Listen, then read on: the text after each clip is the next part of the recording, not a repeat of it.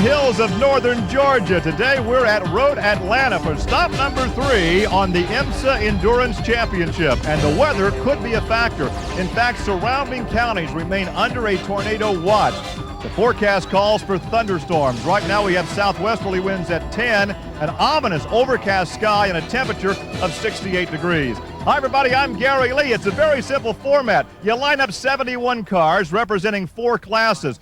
Turn them loose for 3 hours on a 2.5-mile road course. It is motorsports mayhem, and here's a guy that knows all about that. The 92 IMSA Driver of the Year, Johnny O'Connell. This is like the freeway at rush hour. Gary, it might be like the freeway at rush hour, but these guys are having a lot more fun. Road Atlanta on a good lap by yourself is very difficult. A lot of elevation changes. You put 71 cars out there, speed differentials of 40 miles an hour, and these guys are definitely going to have to use that rearview mirror. And if it rains, boy, we're in for some excitement. But add the element of a pit stop, because these crews have 2, 3, sometimes 4 drivers, and patrolling pit lane is Greg Creamer.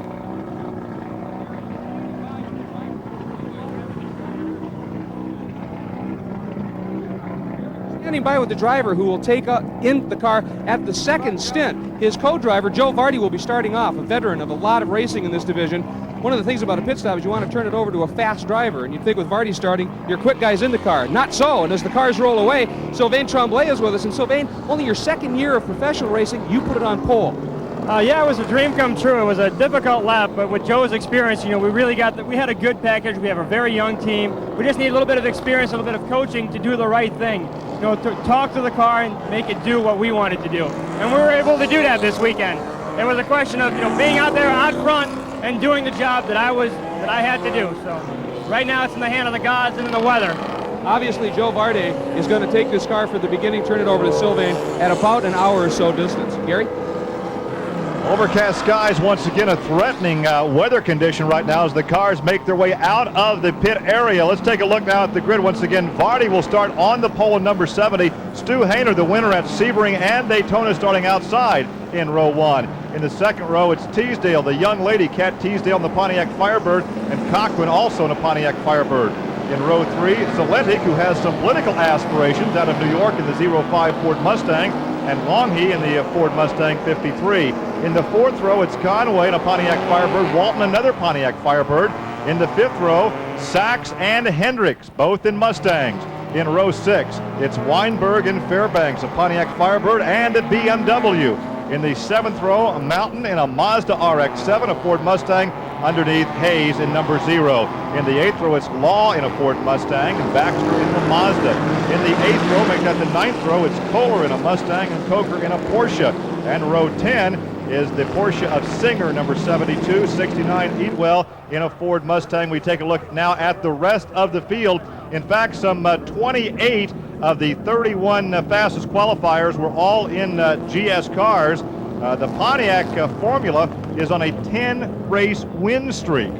I tell you what, the Pontiacs have been doing a fantastic job. Atlanta is such an incredible racetrack. We've got a lot of elevation changes. Your primary passing areas are going to be going into turn 1. That's a 4th gear corner. You've got turn 5, some good braking, hard aggressive braking for a 3rd gear corner. But really the primary aspect of Road Atlanta is turn 7, getting a good exit out of that corner, going down the long straightaway. Of course, some good passing going up to the bridge. Well, we'll take a look now at that entire track. 2.52 miles, a lot of elevation change, predominantly right-hand turns. Very much so. Again, as I was saying before, your best passing area is probably going to be into 1 because there's a lot of braking. It's a high-speed area. You've got that, and then also you've got the long back straightaway. Anytime in racing you have a straightaway, as long as what you have at Atlanta, it's very important that these guys get off turn 7 quickly. That's what your best driver is going to be concentrating on, and trying to pick up a draft as you go down the hill. 9 turn 11 is a very hard braking zone. Turn 11 is probably the most difficult corner on this racetrack for a lot of these drivers because it's completely blind. You come up the rise and you have no idea where the racetrack goes. So for a lot of these guys who it's their first race, it's going to be very difficult, very challenging, and I think we'll see some excitement. A lot of blind areas on the racetrack. I was here for the first time on Friday, had a chance to go around in the pace car, and I was surprised at how many blind areas you really have. You can't see what's in front of you. You know, there's a lot of times where you look at this racetrack when you're driving around and you could swear that Columbus is wrong and that the earth isn't round, it's flat. And man, there's so many times you come around here and you literally feel like you're going off the edge of the earth. Turn 2 is one of them, and then of course going up to turn 11. You really have to know the racetrack in order to know how to position your car. Well, setting up for a slow start, they will get the start the first time by. Only one parade lap. Joe Sidley out of the state of Florida will be the official flagman, so he will have the green flag. And once again, the clock will start. 3 hours, the length of this race. About pit stops, we're hearing that some of these cars will have to make 2, others say they can make it on 1. It'll be interesting to see what strategy everyone uses here. One neat thing here that we can watch about Road Atlanta, this is one of the few racetracks where sometimes it's advantageous to qualify second because the start line here is really close after this corner here, and so the guy on the outside will actually have a little bit more mobility. They come up through the gears. There is the green flag. Start your clock. We are racing for 3 hours here. The third stop of the Endurance Championship, and it's a good job for the white car of VARDE. Joe VARDE that comes out of Tampa, Florida. You know, it's the start of a 3-hour race, and you saw how the guys are starting here. There's going to be some contact. There's certainly going to be a lot of red Atlantic clay being flying through the air. It's going to be interesting to see what kind of pace Joe wants to take here. Quite often what they'll do is go out real quick at the beginning to make up a little spin. But look who got the good start, the young lady, Kat Teasdale, who has dual citizenship in Canada and the US of A. Has homes in several different cities here in this country. She was the first lady to win an all-out IMSA race, and she is being challenged right now. Joe VARDE out of Tampa, Florida, makes a move to the inside, and he takes the lead. You know, you kind of expected that, but I think what these guys are going to do is push pretty hard these first couple of laps, see what kind of strategy everyone's got, what everyone's speed is going to be here. This will be interesting right here going down this long back straightaway to find out who has the motor, who has the top end, and you know, really speed here at Atlanta is critical, and if you can get down that straightaway fast, it's the easiest passing in the world. 3 wide down that long, fast straightaway. We call that the backstretch. In our position here along the front straightaway, that backstretch is actually off to our right. That's the straightaway passing area through what you call the dip, and you really lose the chassis right there. The chassis unloads, gets very light. Well, right, you can see. Right there, Hayner's off the track and gathers it back in, does not lose his position. You know, Stu's made a career out of that, using the racetrack and then a little bit more. The guy's got a lot of car control. But again, this early in the race, it's surprising to see these guys pushing so hard to protect their positions, but also, you know, to try so hard to run a quick pace. It is a dry track. We have had rain throughout the weekend. Let's take a look once again. And this is the off-course excursion. You know, this is just what I was talking about earlier, man. You come over that hill and you could swear that you're going towards the edge of the earth. Stu's been around here a ton of times. He probably just carried a little bit too much speed in for that first lap. Of course, you've raced against Stu back in last season in 95. He has great car control. Less experienced driver be up against the guardrail. Well, I tell you, you know what? We had a great race with him at New Orleans last year. He is very, very talented, and if you give him a car that's even relatively competitive, he'll find a way to bring it to the front. You just saw, you know, what his car control is like. A lot of guys probably in that situation would have gotten out in the throttle, maybe at least lost a position or two, but he really didn't even bat an eye. It's like the 05 car of Joseph SULENTIC back there in 4th position. That's one of the political aspirations. He, in fact, is an independent candidate for a Senate seat from the state of New York. I was talking to him earlier. He's also like a master in Taekwondo, and he actually, very interesting character, to say the least. That would be an understatement. He spent a lot of time in Italy, where he met his teammate, who was Alex Cappy, a former Formula One driver living in Monaco, and obviously living the rough lifestyle. But yeah, no, they're doing a great job. Joe VARDE continues to lead in that MAZDA RX-7 Turbo. Now, he has won twice on this racetrack and has won numerous times in competition. Joe has been around forever. I tell you what, you know, there's a definite art to driving this sedan. You know, I remember when I came out of Formula Atlantics and all that, I figured I'd be able to get in one of these cars and just pick right off the bat. Really what you have to learn is you have to learn about how to control the weight of these vehicles. They're heavy. They don't have a lot of brakes. You know, they do things a little bit better than your average street car, but again, you know, compared to a true thoroughbred Formula Atlanta car, Indy Lights car, or Indy car, you know, they certainly don't have those capabilities. So to be fast in these cars, you have to be aware of momentum and really using the brakes as little as possible, and use the tires a lot to slow your car down. Hayner has moved to second position, set sail for VARDE, who has won 21 times in IMSA competition. He started from the pole position, lost the point right at the starting green to Cat Teasdale, but then before the first lap was over, VARDE was back up in front, so he continues to lead with Hayner in second, Cat Teasdale in third. As we come back with more from Road Atlanta.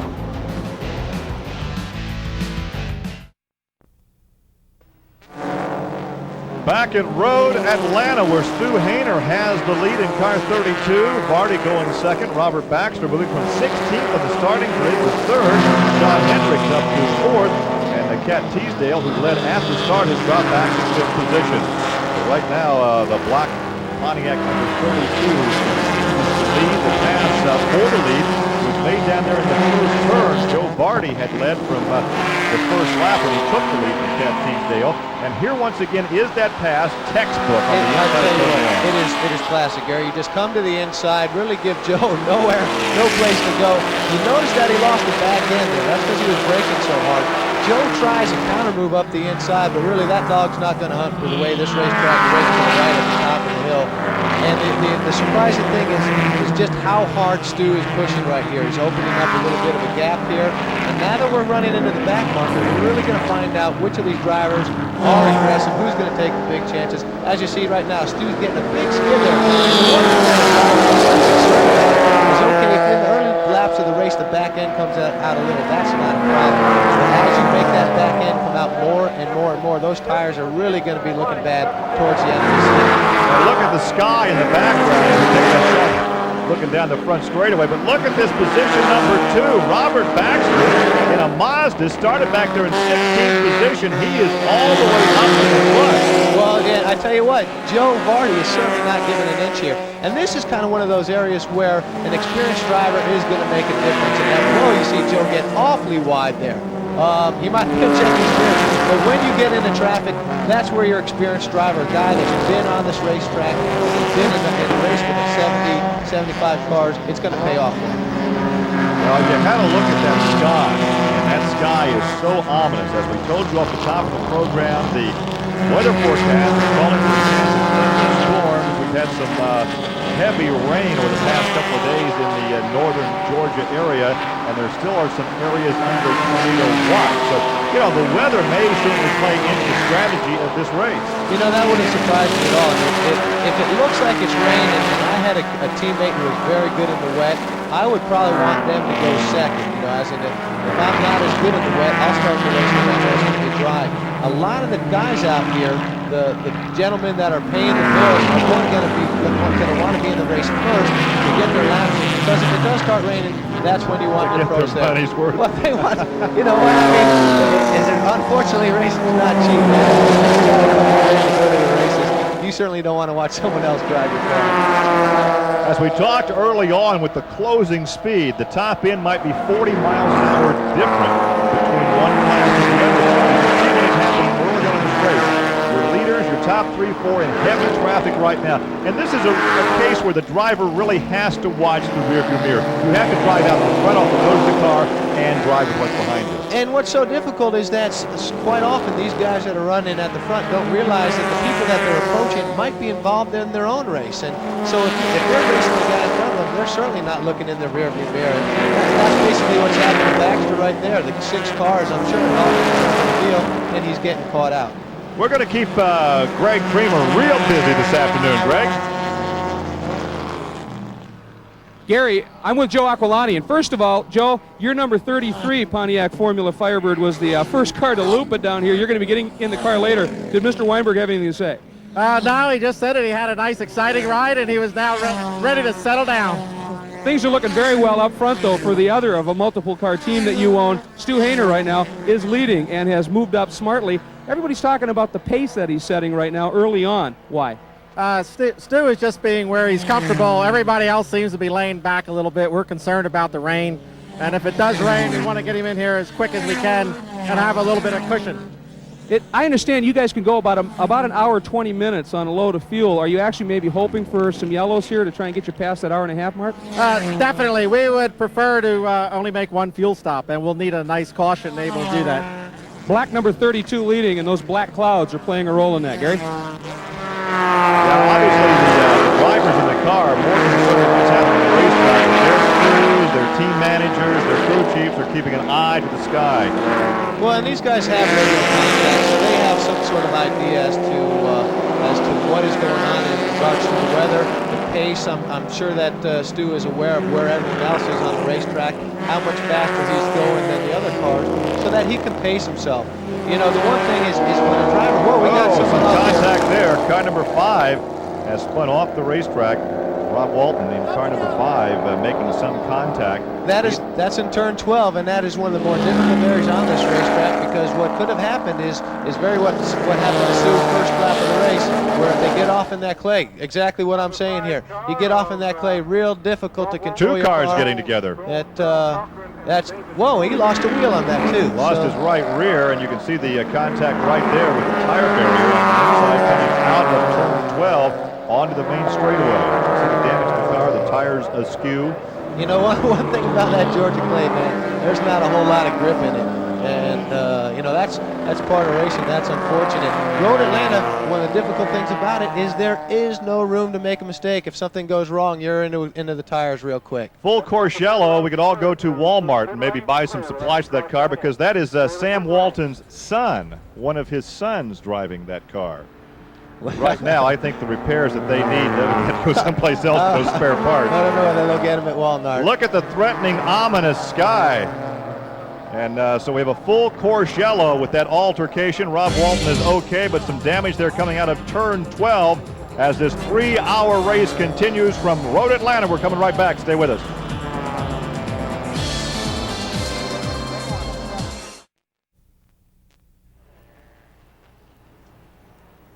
Very dark as we remain under yellow here at Road Atlanta because of a crash involving Rob Walton in a Pontiac and Mike Fitzgerald in a Porsche down in turn 12, the last turn before the home straightaway in front of the press box. But the yellow remains out as the wreckers and the safety crew are on the track right now clearing off the debris. So while we have this break, let's go back pit side. Greg? Gary, I'm with Joe VARDE, and Joe, obviously a pretty early pit stop to make a driver change. Little strategy involved? Yeah, there was. It looks like it's going to rain. We've been on the track about 20 minutes. The car runs about an hour on fuel. That's about half a stop. We're just going to throw the dice. We'll see. There's a lot of good cars out there, and we'll see if this pays off. Starting to sprinkle a little bit prior to the rain anyway. Track okay? Track's great. The track's been sticky. We had some good runs. All right, quick question for you. Only 20 minutes in. Driver has to be in the car if it runs the full 3-hour distance for at least 45 minutes. Got to be planning for you to get back in at the end if it runs the full duration. Yeah, I'll probably get back in at the end. All right, there's the word from Joe VARDE. Obviously, if the rain comes, all the strategy goes out the window. Well, of course, Chip Hanauer spent the '91 season racing in IMSA, and this weather may be in the future more conducive for hydroplane racing. Let's hope the weather holds off and we can get the green flag back out and run the rest of this 3-hour endurance race with dry conditions. So we'll take this break and come back with more from Atlanta.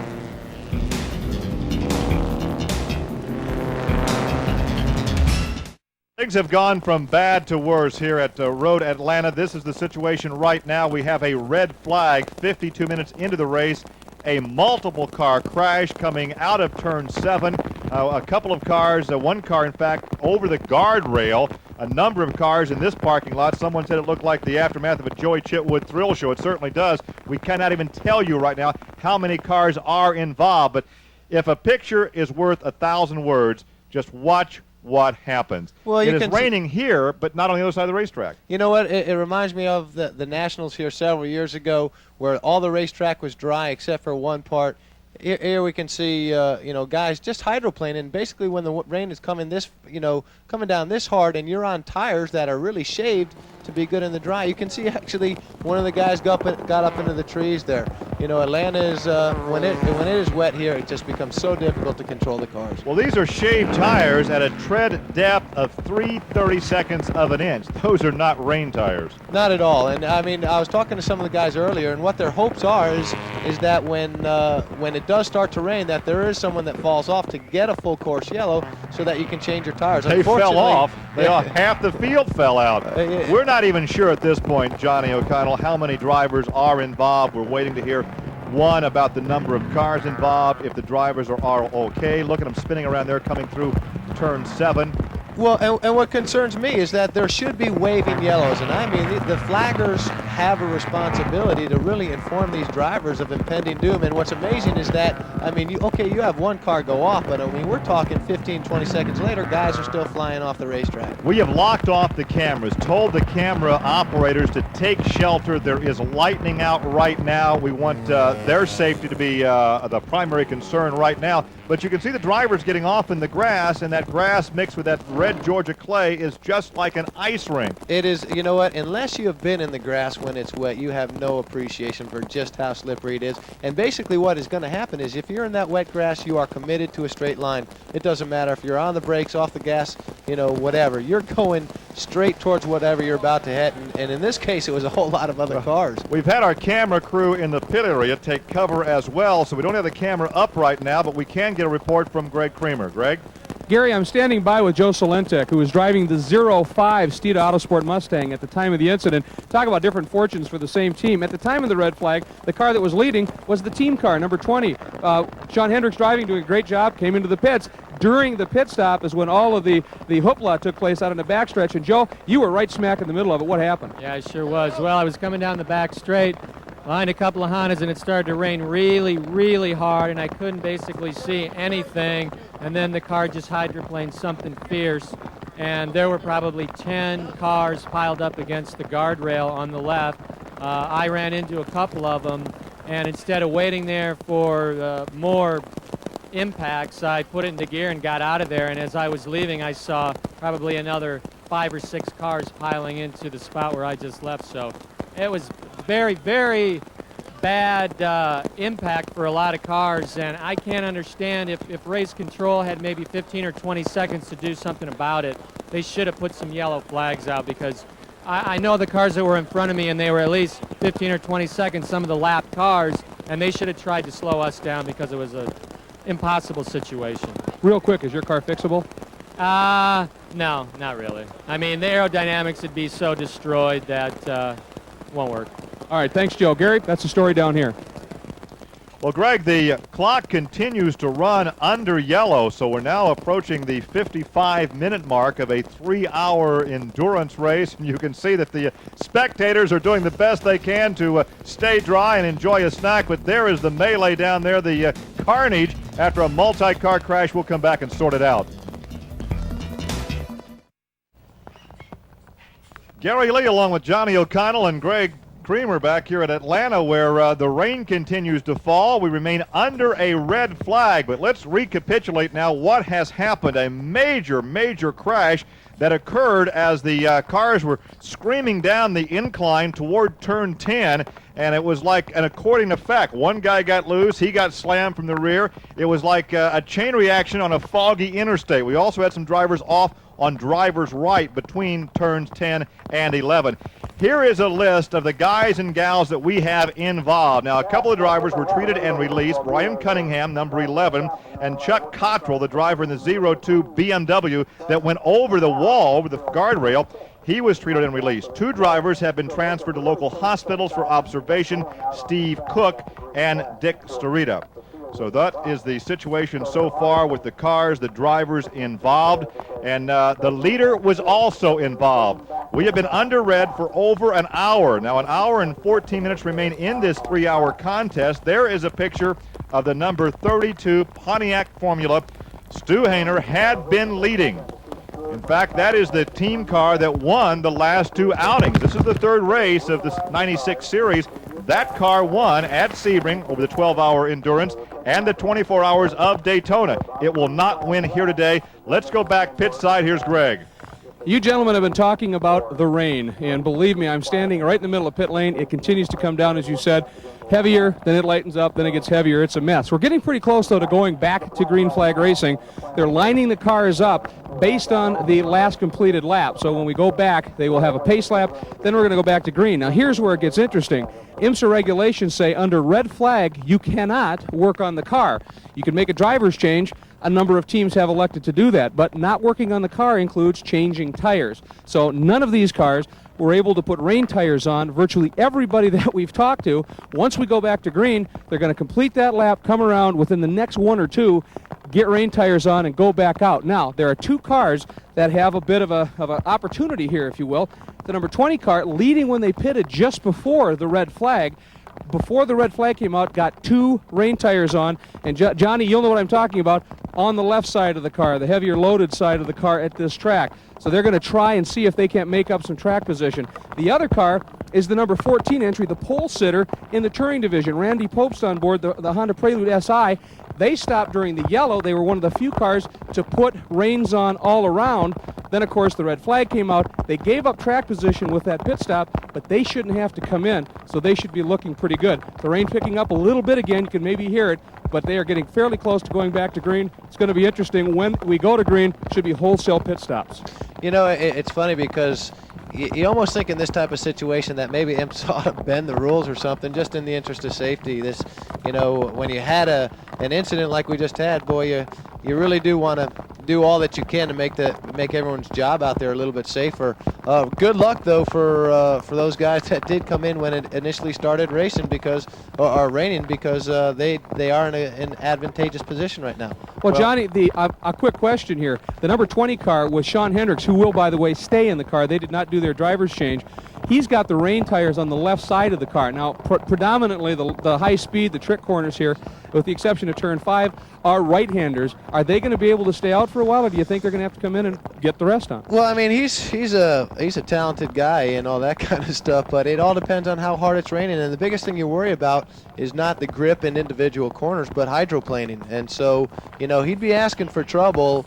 You know, you've got areas on this racetrack like coming down through turn 4 to 5 where you're going to have a stream going across that racetrack, and if you don't have equal tires, that could be quite difficult. Well, there is a look from outside the racetrack back through turn 12, the entrance to the pit area off to the right there, and there is the bridge. So it continues to rain. We still have some lightning, a very dangerous situation. We'll come back and try to get this race underway.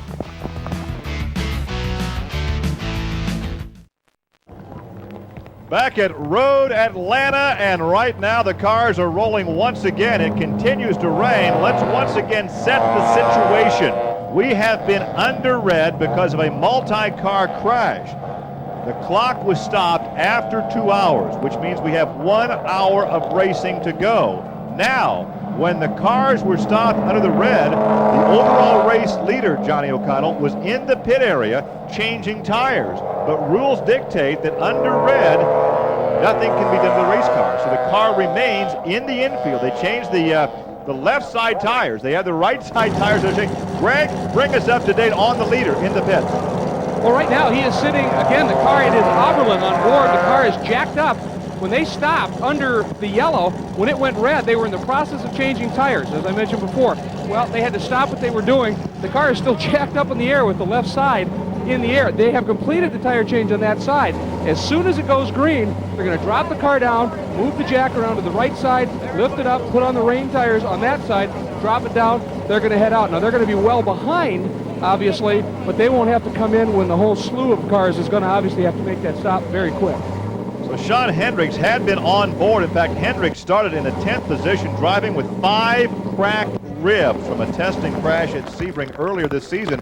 He had the car on the number 1 position, the leaderboard, but as we have now documented, he was in the pit area when the red flag came out. We should have the green this time by. Now, usually they restart a race up there between 6 and 7.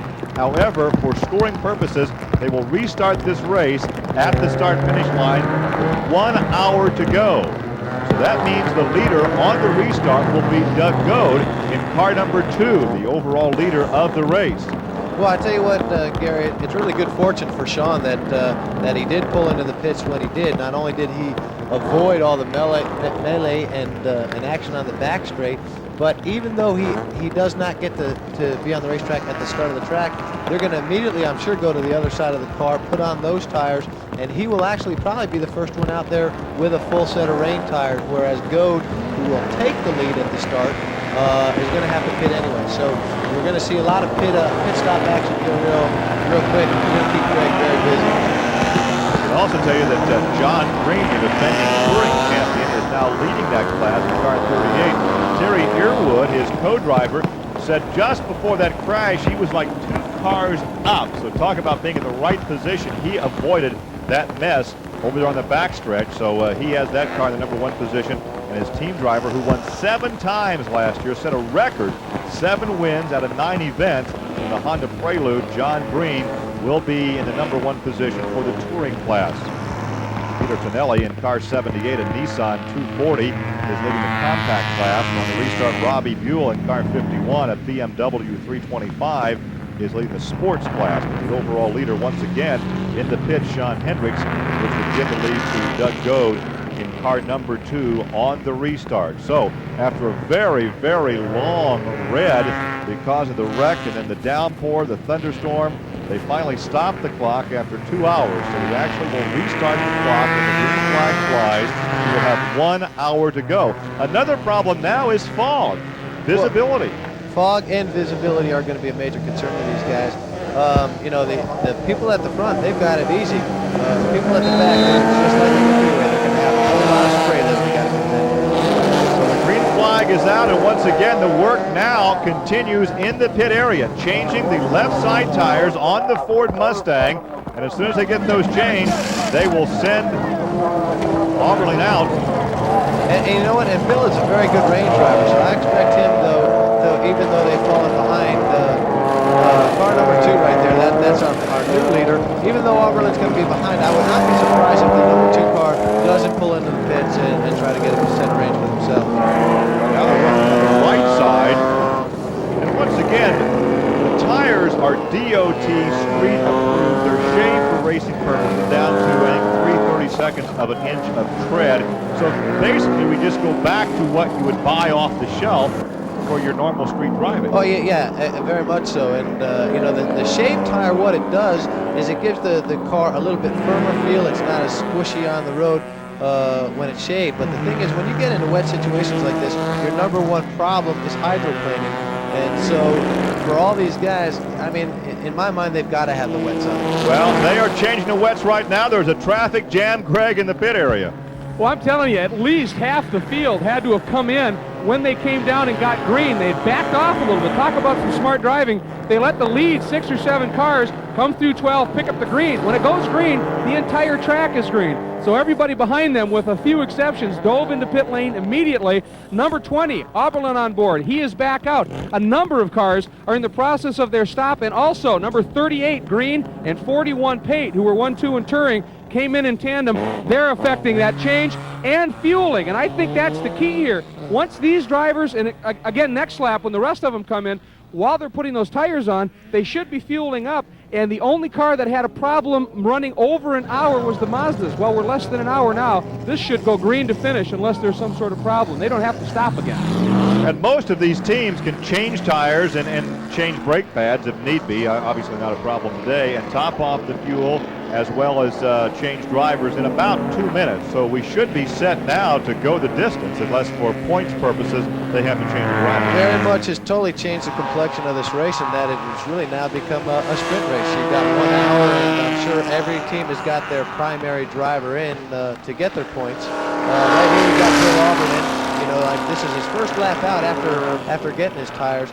You know, Bill is a real experienced guy. He's done very well in IMSA GTS 2 competition. He was actually slated to drive the Momo Ferrari this year, but unfortunately things didn't come through for him there. But there, you know what? Right where he hydroplaned, right there is the exact same problem that the guys got into earlier when the sudden clouds opened up and it really started raining hard. you know, you get on that water and you really just can't control that car. 27-year-old veteran from Redondo Beach, California. As we take a look at SYLVAIN Tremblay, who is now your leader. He has assumed the lead in the Grand Sport class and the overall leader. He was paired, of course, with Joe VARDE out of Tampa, Florida. Joe started the race, led early on. And they came in and made a driver change, took on the fuel before all that mess earlier, the accident and the thunderstorm. So we are told now he will be in for the rest of this race. VARDE apparently not racing for points here this afternoon, but SYLVAIN is.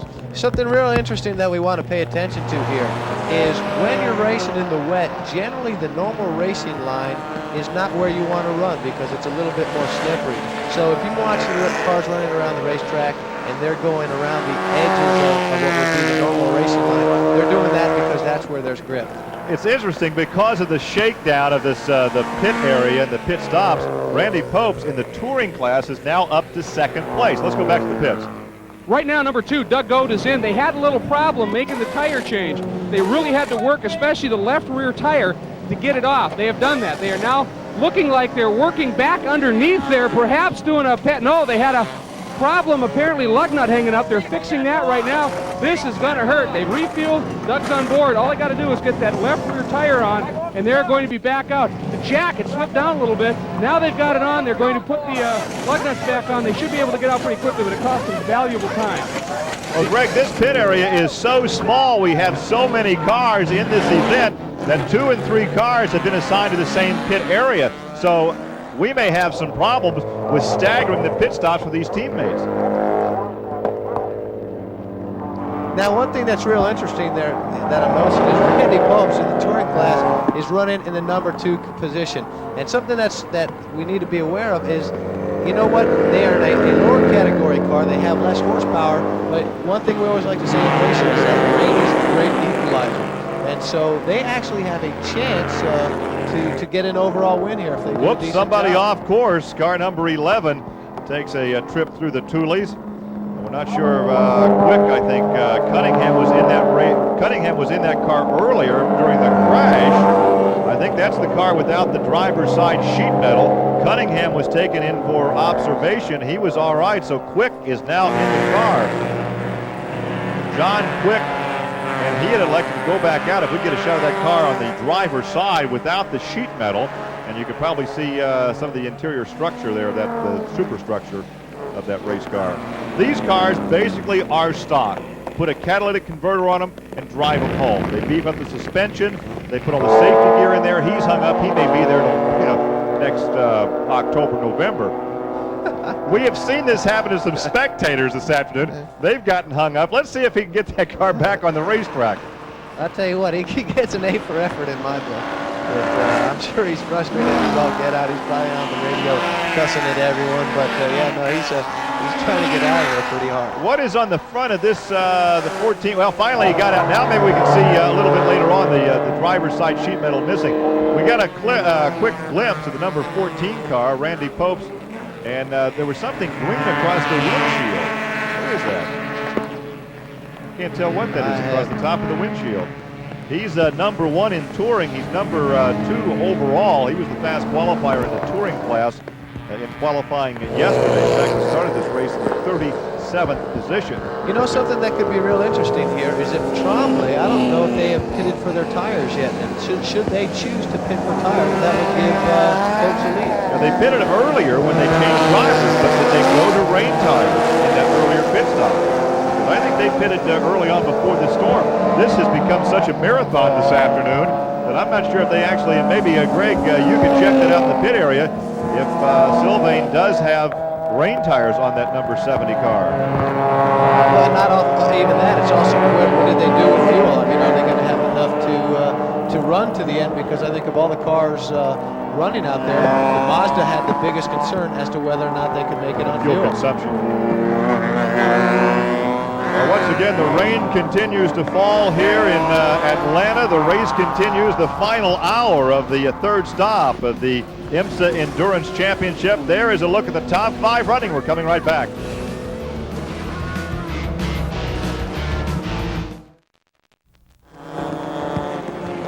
Rain continues to fall with just over 49 minutes now remaining in this 3-hour race that the clock was stopped after 2 hours to really give these guys a chance to race. Had it not been for that, they could have stopped the race because that great crash and the thunderstorm that has passed through. But right now we are back to racing. Here is the driver that started from the pole position. SYLVAIN actually qualified this car yesterday. Joe VARDE started the race and turned the car over to SYLVAIN very, very early. We found out later that Joe is not racing for the points, but TREMBLAY is. Right now he has the point and continues to dominate that Mazda RX-7. He is doing a fantastic job. I mean, I love they said that this is only his second year, and to turn the lap times that he's turning right now, he's going real quick, 34.8. That's doing a great job.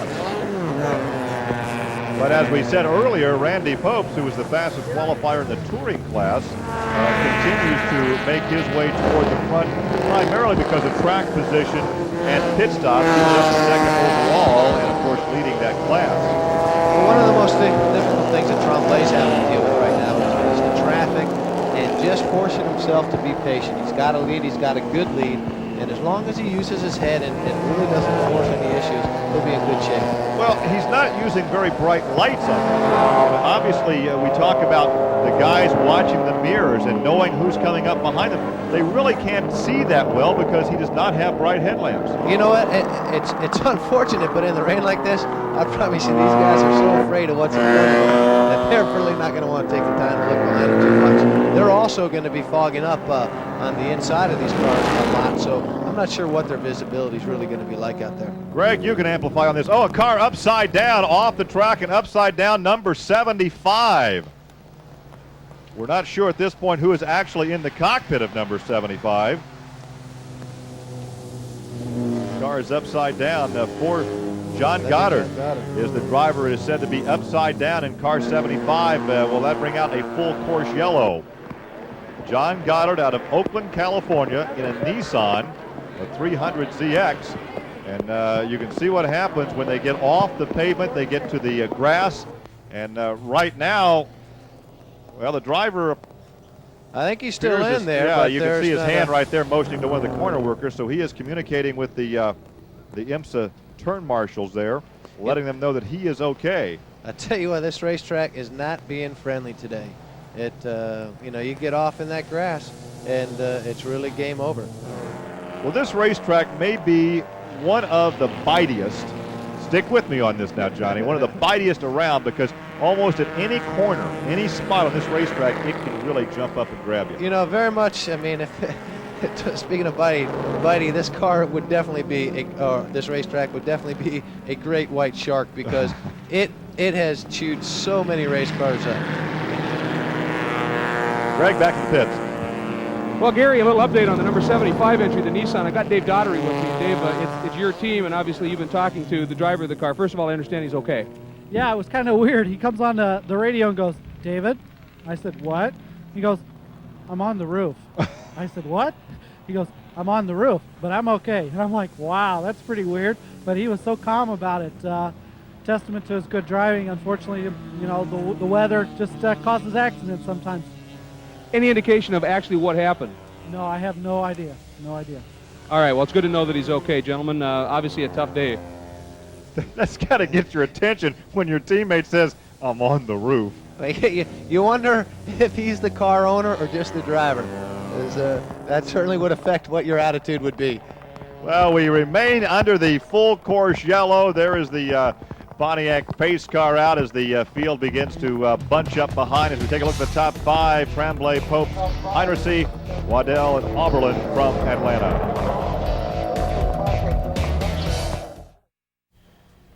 Here at Road Atlanta, we remain under a full course yellow for this accident through the same section that we had so much trouble earlier when the race was red flagged. And we're getting information now from IMSA that they have had just about enough of the crashes and the weather, and they're going to checker flag this thing. You know, sometimes that's the smartest thing to do. Obviously the day is not, you know, going the way they planned it. And shoot, rather than ruin a whole lot more cars, because these guys are definitely feeling racy in conditions that really aren't conducive to being racing. Yeah. Well, that's a valid point, so I think they're very wise in throwing the checkered flag. We had about probably about 42 or 43 minutes remaining They had stopped the clock with an hour to go and 3 hours then. They elected to try to run for 3 hours. I think this last accident has probably given them pause to think, well, let's just go ahead and throw out the checkered flag and call it before we do get somebody hurt or tear up some more equipment. So the team of TREMBLAY and VARDE will take the checkered flag, and VARDE will pick up another victory. Although he's not getting points for this particular one because he's not in the car long enough. Strategy is part of winning too. Qualifier. First for SYLVAIN in this particular class of IMSA, so he takes the victory under the full Porsche yellow in the rain. The 22nd victory in the career of Joe VARDE out of Tampa, Florida. So there is the way the checkered flag falls on a rainy Saturday afternoon, and the driver's out of car number 75. He is okay. Heck of a way to end a weekend for him, but also for at the other end of the spectrum, there's Randy Popst and Kelly Collins in the touring class, finishing second overall. And I promise you, when they woke up this morning, they probably weren't figuring that they'd be this high up. Waddell, I think, would take fourth overall and the top spot in the sports class. So once again, the rain has been a great equalizer on this racetrack. Well, and one thing we don't want to get fooled by is thinking that Tremblay inherited it, because he still was in the wet turning the fastest lap time. So not only was their strategy good, but he was driving the racetrack very well. In this case, despite the weather, the fastest team did win out here this afternoon. So as the track cleanup continues, the drivers head back to the pit area. We'll take this break and come back to the victors.